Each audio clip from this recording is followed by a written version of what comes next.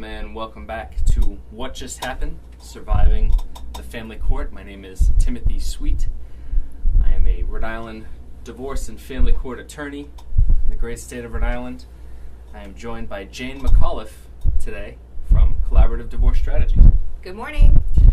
Thank you so much for joining us, and we are now jumping into episode 7 of this podcast, in which we're going to discuss what I call the enigma of alimony, a rather heavy and abstruse topic, and that's why I wanted to bring in Jane to kind of glam it up and help us discuss it in length, and hopefully we can break it down and make it palatable and put a good face on it.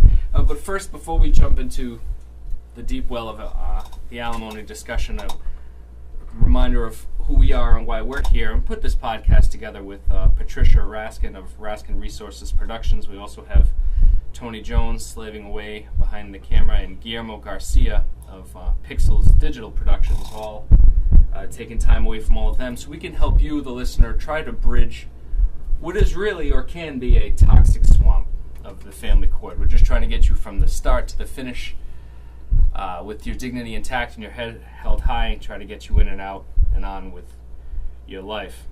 If you're just joining us now, you're picking us up on episode 7, a very belated welcome, and we hope that we can help you.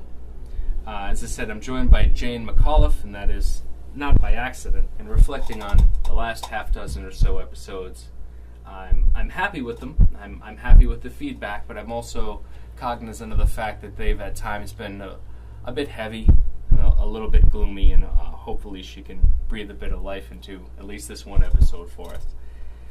Do you want to tell them a little bit about what Collaborative Divorce Strategies is, Jane? Yeah, that would be great. Again, thank you for having me. I'm Jane McAuliffe. I'm a certified divorce financial analyst, and I am the president of Collaborative Divorce Strategies. And what we are is a financial planning firm that helps clients and individuals do some divorce financial planning and mediation around the equitable distribution of your assets throughout divorce. And a lot of what I do with clients is help them understand what their financial implications will be before they sign off on the dotted line. Things like, what assets am I going to be getting out of my divorce? What's my future income look like? And what does my potential support look like? And that's why alimony and the topic of this is so near and dear to my heart, because a lot of planning goes into making your case, but not only that, but also determining what your future income needs are. So that's why this is such a critical part of the planning process, to determine what that may be in the future. And that's why it's such an elegant dovetail, really, from Jane's own podcast called, what is the podcast called? Covering Your Assets? It's called Covering Your Assets with $2 signs. And why this was really just the perfect episode to have her give an inroad into my own podcast and join us today, because this is something, as she said, that's near and dear to her heart, something she arm wrestles with on a daily basis. And I really think the podcast will benefit from not only her expertise, but her heart in this matter. I'm always cognizant of these things becoming a little too monotonous, and I wanted to bring her in for her specialty and to try to clear up any misconceptions. So without any further delay, alimony, I think, is something that the family court has dealt with, and I think it's as important to discuss what alimony is as it is to discuss what alimony most assuredly is not. What alimony is not, it is not an income equalization tool. If your spouse makes $300,000 and you make $80,000, you cannot claim that alimony should be used in order to equivocate those two, or that you are in some way owed a disparity of your spouse's income simply because he or she makes more than you. That is not at all what alimony is. Alimony is also not, at least in the state of Rhode Island, it's usually not for a very long time. I know Jane hates this term, but alimony in Rhode Island is considered rehabilitative. It is there in order to get the spouse being paid alimony onto his or her feet in the job market, get them the certification, the training, the education, the background really that they need in order to either enter or re-enter the job market after a long lag time of, say, being a homemaker, raising the kids, or putting their career prospects aside for the better good of of the marital household. So alimony is temporary support paid from one spouse to the other in order that they can get that kind of background chaining, education or re-education, so that they can become self-sufficient and self-supporting, so that they can pay their own way, they can pay the bills, pay the mortgage, take care of the kids if there are any children, and not be tethered any longer to their former spouse. Because I think one thing everybody who's been divorced can agree, if at all possible, it's better to have as elegant a cutoff from the former spouse as you can, because it really doesn't do anybody any good more often than not to keep them intertwined. Alimony is rehabilitative. It is not punitive. The court will speak out of both sides of its mouth in discussing alimony, because one of the many factors, which Jane and I will go over in just a little while, is the conduct of the parties. But if you understand anything from this, understand that alimony will not be granted or refused based on the conduct of the paying spouse. It's one factor of many, but is probably the least weighted factor of many when determining whether alimony is going to be granted, if it is granted, for how long, at what amount, and at what frequency, so on and so forth. Again, it's rehabilitative, it is not punitive. And I have seen in the court that it seems to be at a certain nadir point right now. I'm seeing alimony granted less and less often. When it is granted, I'm seeing it granted for shorter and shorter periods of time and for less and less money. So without this very gross oversimplification of what alimony is and is not, again, it is not forever. It is recently not for a very long amount of time. It is not an income equalization tool. It really is a temporary payment to get a homemaker or a temporarily disabled spouse back on his or her feet in the job market. One thing alimony absolutely will do is it will end on the remarriage of the recipient or on the death of the payor. Always the case. And is there anything as to that Reader's Digest version of alimony that you wanted to jump in and modify or correct or explain before we get into these factors?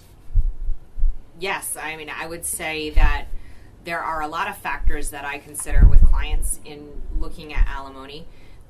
Number one, it's really, since it's such an arbitrary number, especially in the state of Rhode Island, the court's discretion is so broad on this topic, that it really is up to you to make your case for your alimony. And a lot of that depends on, of course, the income that's available for support.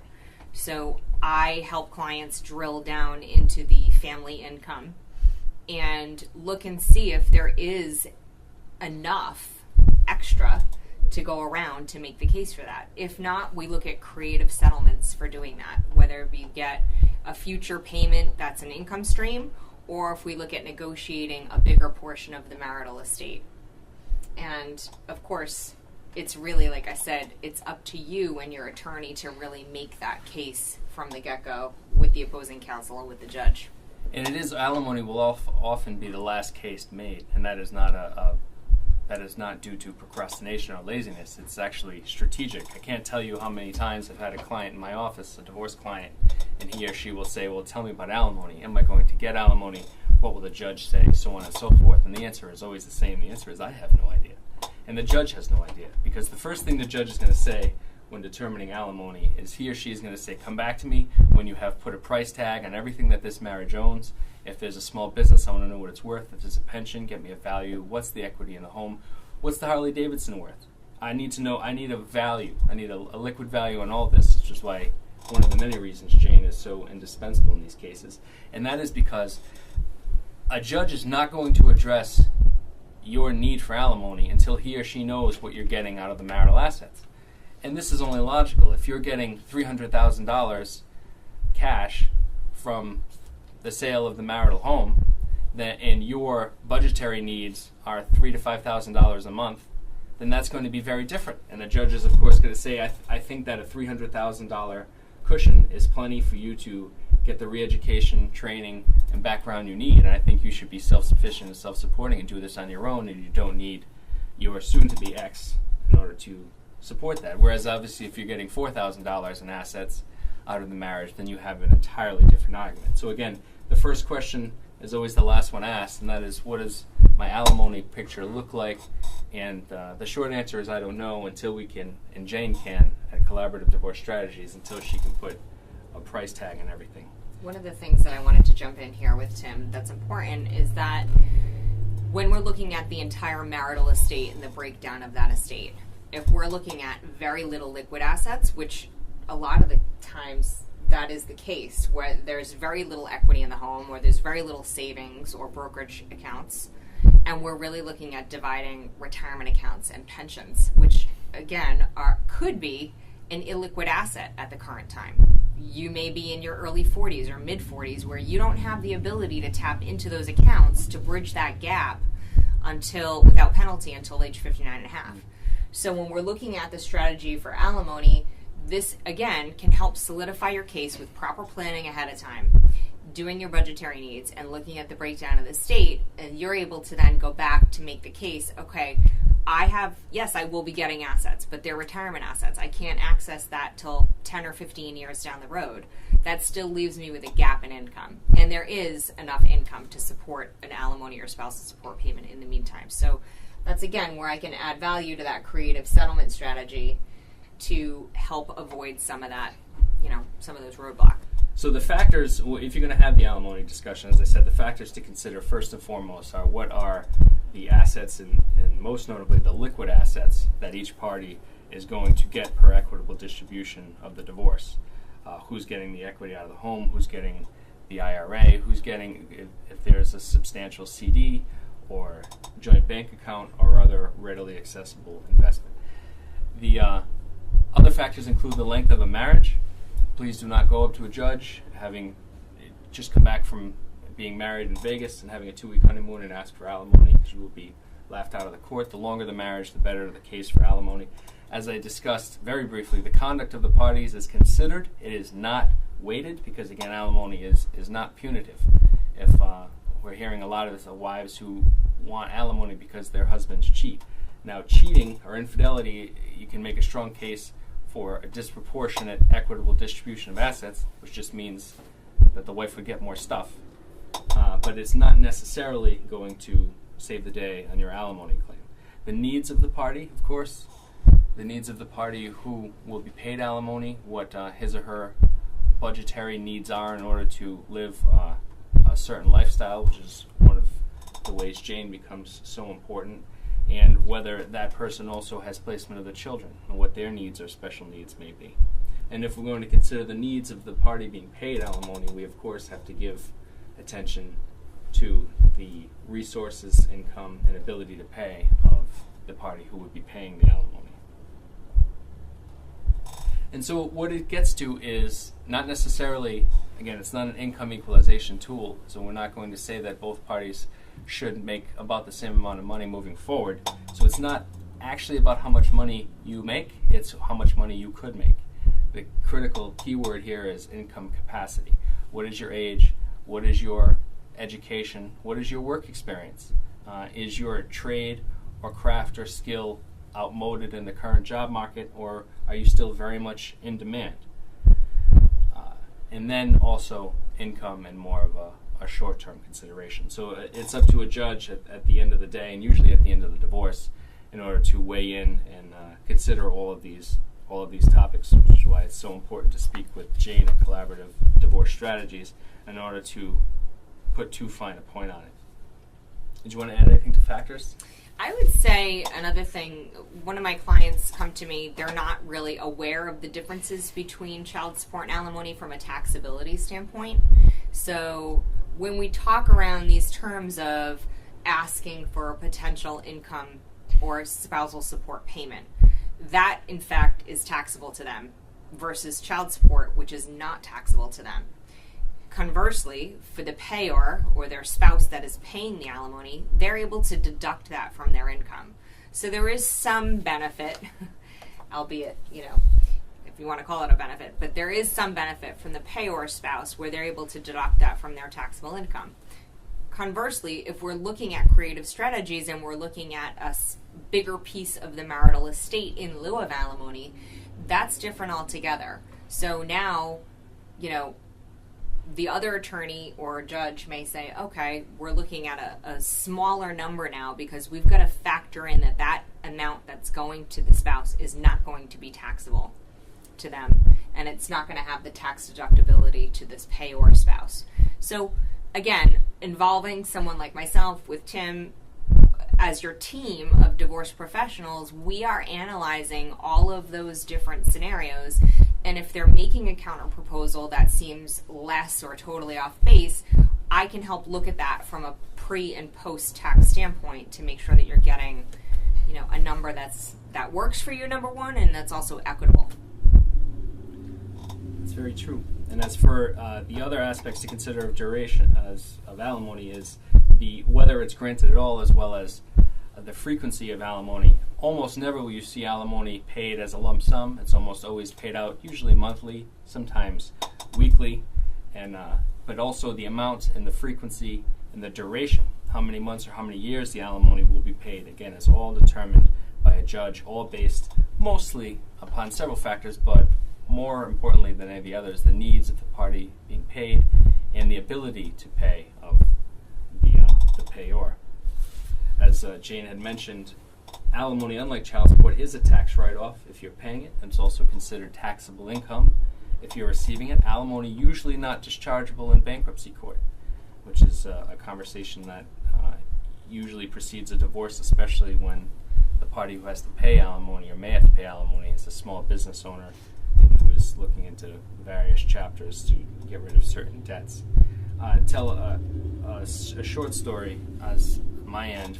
It was actually a client I took on for free, and it's a sad story. She was a very young wife. I think she was 22, just here from Iran, and she was married there and then married here. I want to say they weren't married very long because due to her age, I would say it's between 3 to 5 years, and she had no education here to speak of, no training, no job skills. They had one beautiful little boy, and she desperately needed alimony. There was no question about the need was there, but another factor reared its ugly head, and that was ability to pay.